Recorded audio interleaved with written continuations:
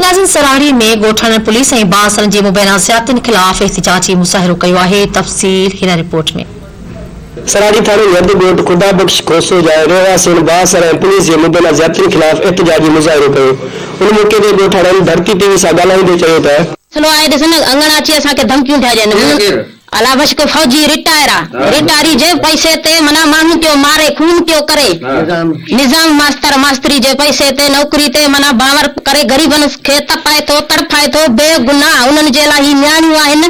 इन्हनि जो मूंखे आहे त असांखे एतिरो इन्हनि तंग कयो आहे त असां पंहिंजी ख़ुदकशी करे हाणे पाण खे पाण मारियूं। बसि असां पंहिंजी ज़िंदगी खां ई बेज़ार थी आहियूं।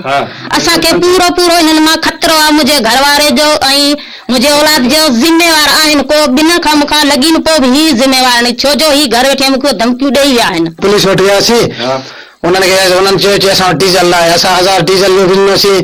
पुलिस को एक्शन अञा कोन खयो आहे ऐं ॻोठ जा चङा मुड़ुस हथियार खणी अची असांखे धमकियूं ॾियनि था।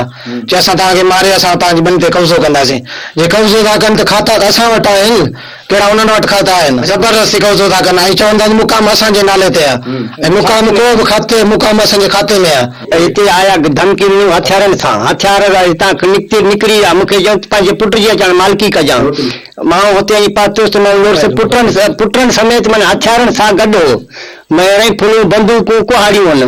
मुंहिंजे छोकिरे खे चङी माना मार ॾेई हुते बेहोश करे आहे। ॻोठाणनि डीआईजी शहीद बरूआबाद एसपी साणगढ़ ऐं ॿिनि वसरनि खां मुतालबो कंदे चयो त बांसरनि ख़िलाफ़ कानूनी कार्रवाई करे असां सां इंसाफ़ कयो वञे। ॿी सूरत में असां एसएसपी ऑफिस साणगढ़ अॻियां धरणो ॾींदासीं।